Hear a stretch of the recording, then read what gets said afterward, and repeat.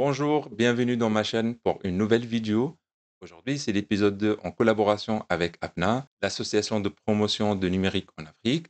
Et j'ai avec moi Monsieur Ibrahima, Bonjour Bilal, merci de m'avoir accueilli pour cette nouvelle collaboration. avec plaisir. Donc, aujourd'hui, on va prendre un sujet intéressant. Et on a fait le sondage la dernière fois sur la page LinkedIn de l'association. Et le premier sujet, c'était... Les différents types de migration. Excellent. Donc, les types de migration, qui est appelé, peut-être vous avez entendu le terme, les 7 Rs ou les 7 R. C'est c'est un type de migration vers le cloud. Généralement, ça résume les 7 types de migration les plus connus que tout le monde s'est mis d'accord autour. Après, on peut trouver d'autres types de migration qui ne sont pas dans notre vidéo ici, mais principalement, ça va autour de ces 7 types de migration qui sont le rehost, le replatform, le refactor, le repurchase, retire, rebuild et retain. Ces 7 types, on va le voir un par un. On va dire, donner une explication, une description de chaque type avec un exemple concret, quand est-ce qu'on peut l'utiliser. Et aussi, on va donner les avantages, inconvénients et la complexité de chaque type de migration. Allez, rentrons dans le vif du sujet. Bah, c'est parti. Bon. Premier type de migration, qui est les rehosts. Qu'est-ce que tu peux nous dire de ce type? En effet, donc le DIOS ou en d'autres termes le lift and shift, hein, c'est le type de migration le plus, connu, entre les techos aujourd'hui. On parle souvent en lift and shift, c'est rapide à faire et tout. Heu, Ça consiste réellement à répliquer une VM ou un serveur sur Azure. Donc on Mhm. prend la VM elle-même, on ne touche pas à son contenu, ni à sa base de données, ni, au code. Vraiment, on réplique, on synchronise la VM à l'état. Oui. Elle garde son nom de VM, par exemple, hein, les domaines jeunes à Rastora. Après, Microsoft, elle offre des outils qui nous aident à faire le lift and shift, c'est l'Azure Migrate. Ça nous permet de faire le discovery de notre parc informatique, découvrir quelles sont les VM qui sont en lien entre elles. Si une VM reçoit du trafic source et destination, qu'elle a besoin d'une base de données, qu'elle envoie des appels actifs à une autre application, ça nous permet de reconsolider notre matrice de flux parce que la seule chose qui change, c'est l'adresse IP de la VM, réellement. Le contenu et l'application, elle reste la même. On réplique la VM sur Azure, on la démarre, elle change l'adresse IP. Le DNS, il prend le relais pour afficher, résoudre le nom de la VM avec cette nouvelle IP et c'est parti. C'est vrai, c'est seulement l'IP qui change, Oui. mais on n'est pas à l'abri qu'il y a une configuration en dur sur une autre application qu'elle a besoin de notre application, mais qu'elle utilise une IP au lieu d'utiliser le DNS. Mhm. Donc ça, ce sont des dépendances que pendant la phase de préparation, on doit les prendre en compte, mais c'est un vrai levier d'accélération pour des migrations vers le cloud et souvent on parle de ça dans des cadres de data center exit.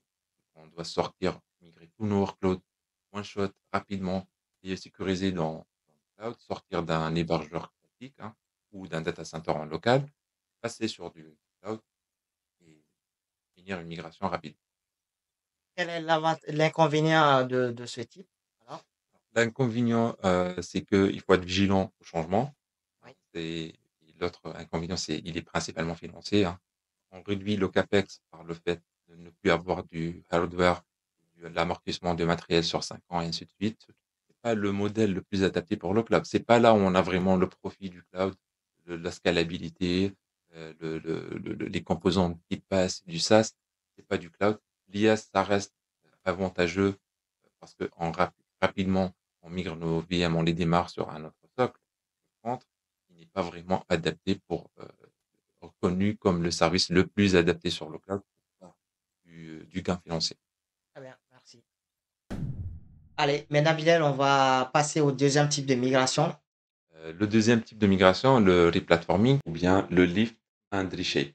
Le lift and shift est un peu, une petite adaptation. D'accord. Donc là, c'est un minimum d'intervention sur l'application elle-même, hein, sur notre workload. C'est qu'on essaie d'optimiser un petit peu des optimisations mineures. On fait pas du majeur sur ce type de Ça peut migration, être hein. quoi, par exemple, cette Ça peut optimisation? être, une application type web, qui tourne sur un 2IS sur un Windows Server. Mhm. On prend le même code, on le déploie sur Azure Web App. C'est un composant PaaS sur Azure. Donc on n'a pas touché au code lui-même, on a juste redéployé le code sur un composant managé qui offre plus de performance, plus de scalabilité flexibilité, il est plus, là, vraiment, on commence à tirer profit du cloud. Le fait de passer sur un composant qui est autoscalable, on fait plus du patching parce qu'on gère plus les VM, la couche OS, on fait abstraction de toute cette partie-là. On se concentre seulement à accélérer les déploiements en intégration avec CI/CD, Azure DevOps, de l'autodéploiement et tout ça. Et ça peut être quoi l'inconvénient? L'inconvénient, comme je l'ai dit, c'est ça offre moins de flexibilité parce qu'on part du l'IaaS, on peut, passer sur du PaaS, mais on a moins de flexibilité dans le choix des assets et des ressources qui hébergent nos workloads sur Azure parce qu'on ne touche pas vraiment au code source. Mhm. On essaie de re-héberger en l'état, sans vraiment intervenir par des optimisations majeures ou des changements majeurs dans le code. Donc c'est de l'optimisation mineure qui offre des avantages. On sort de l'IaaS et on passe sur des composants un peu plus, adaptés au cloud. Très bien, merci. Troisième type à présent, le refactoring.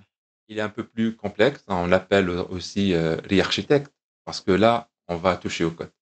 C'est pour ça la complexité, c'est qu'on migre d'un IaaS vers, cloud. On a envie d'utiliser du PaaS, hein, c'est qui est plus adapté pour le cloud, comme on a dit. C'est là où on a vraiment des avantages du cloud. Oui. Prenons l'exemple d'une application monolithique.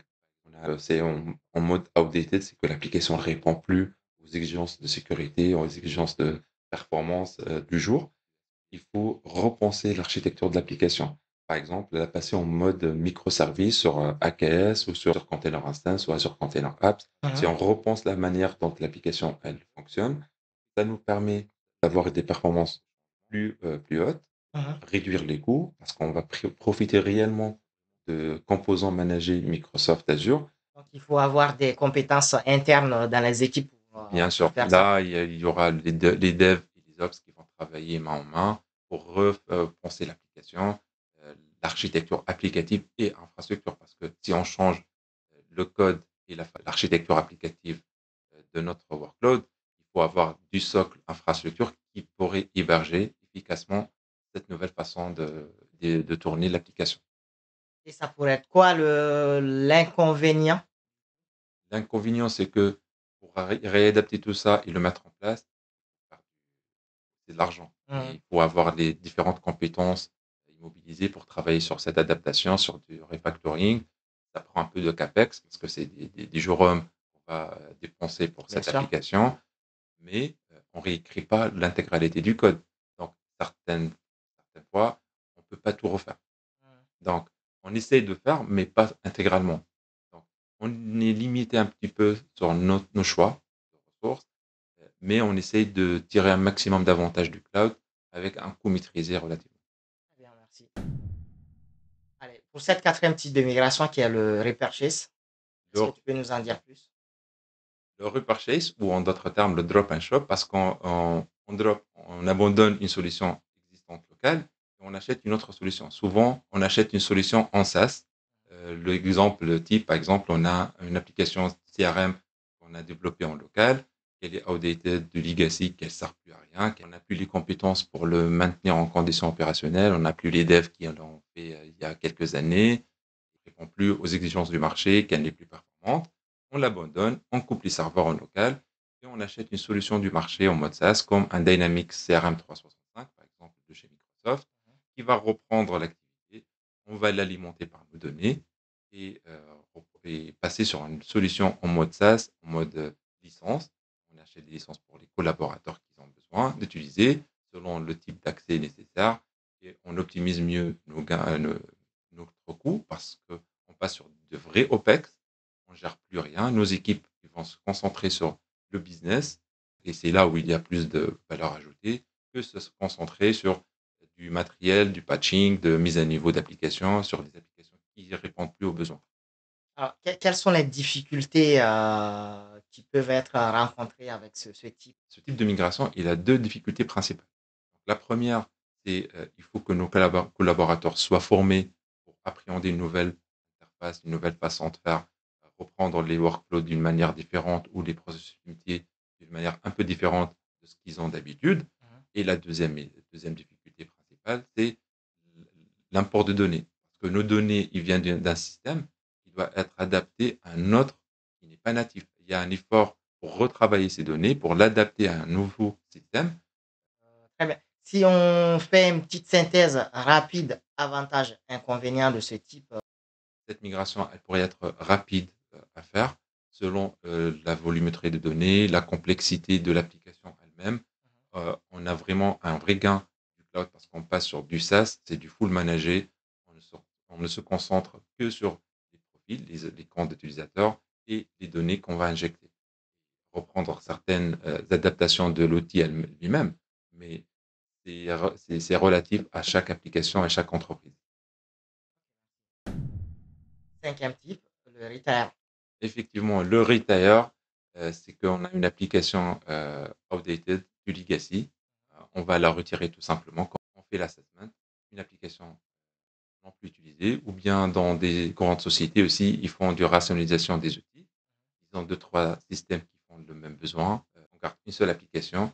On dit, allez, on décommissionne tout le reste et on forme nos utilisateurs autour de cette même application.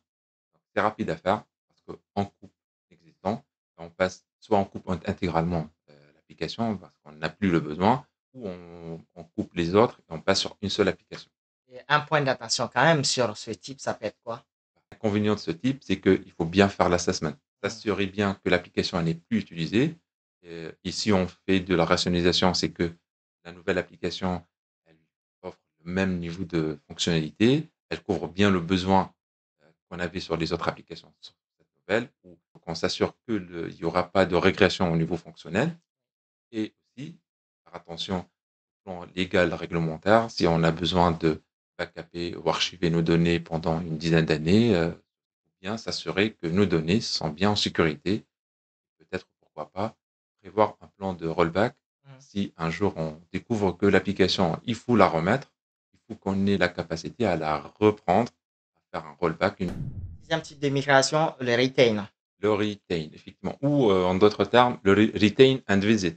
Parce que retain, c'est qu'on garde l'application locale. On a Hmm. fait l'assessment, on s'est dit cette application, elle est du legacy, ça tourne sur un socle, par exemple, la S400, qui n'est plus, on ne peut pas le démarrer sur Azure Cloud, par exemple. Hmm.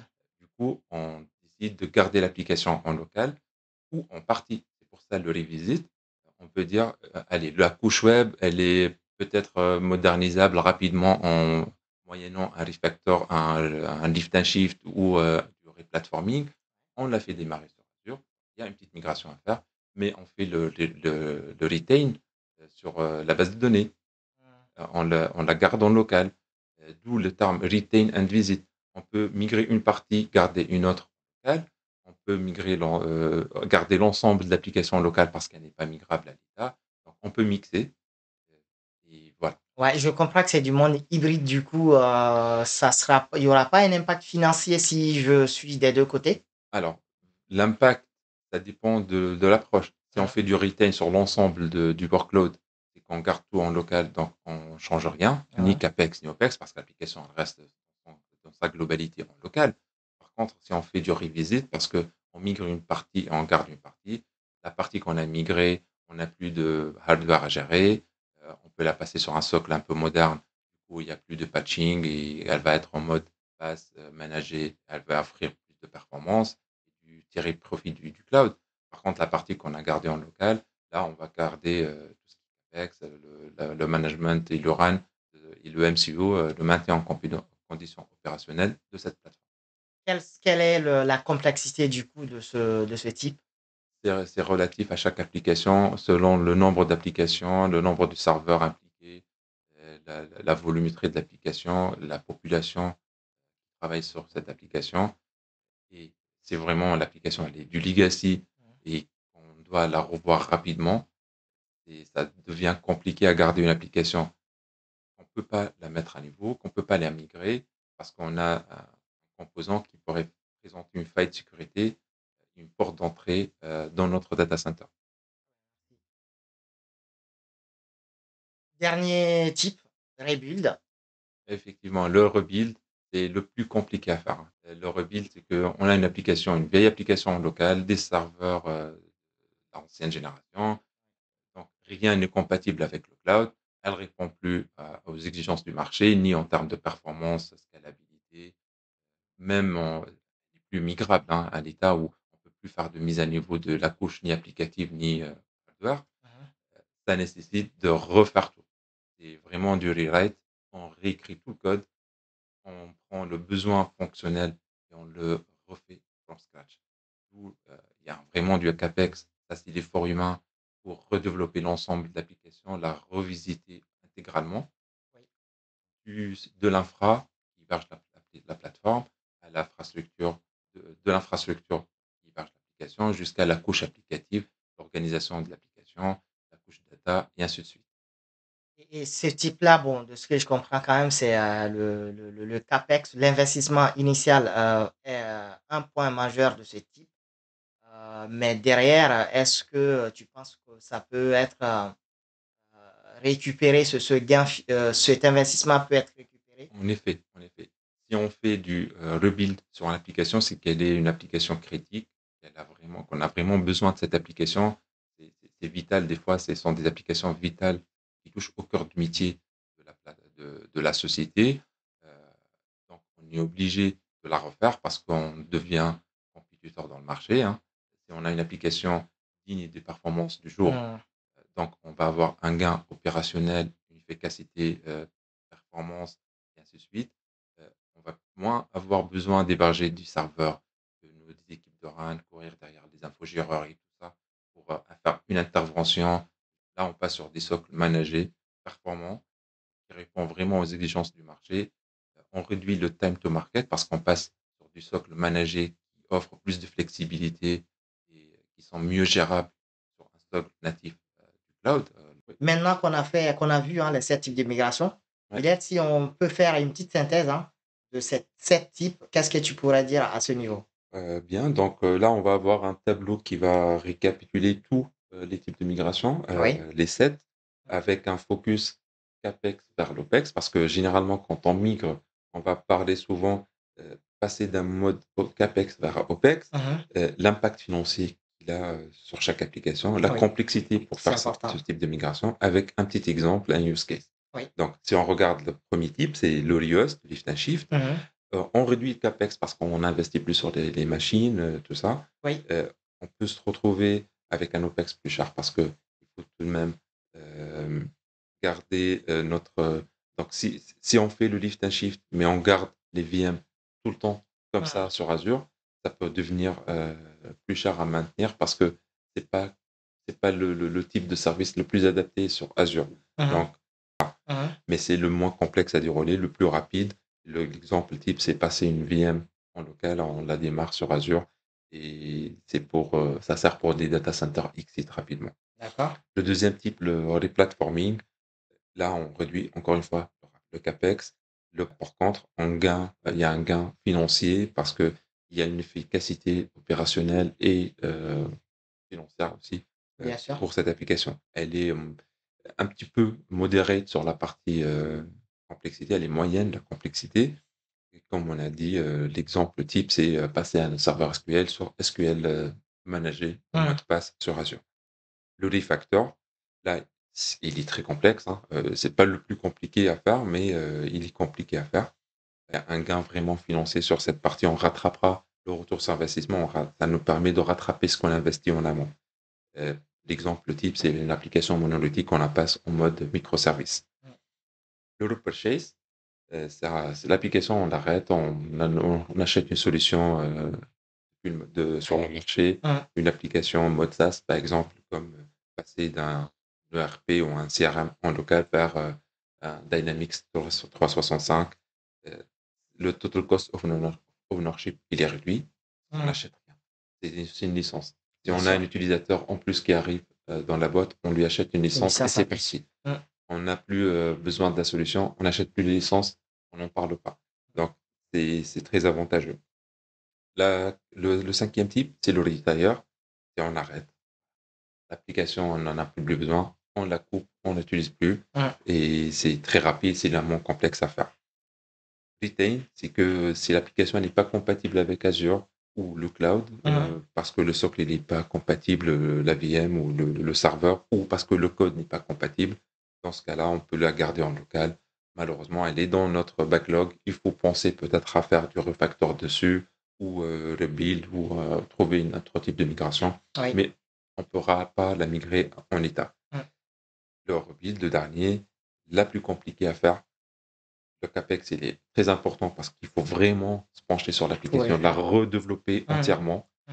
mais l'OPEX, il va être très réduit parce que on va se retrouver avec une application vraiment à la pointe de la technologie, Mm. très dynamique, scalable, avec des coûts très réduits, maîtrisés, qui allait nous permettre de rester compétiteurs sur le marché. Et là, voilà, on passe d'un socle legacy vers un socle managé sur Azure et avec toute la modernisation qu'on peut trouver sur le cloud. Donc voilà, ça, les 7 types de migration les plus répandus. La complexité varie du low au très very high, mais ça permet aussi de donner des mécanismes de migration plus ou moins rapides en Mm. fonction de ce qu'on a en source. Parce que ça dépend de ce qu'on a en source.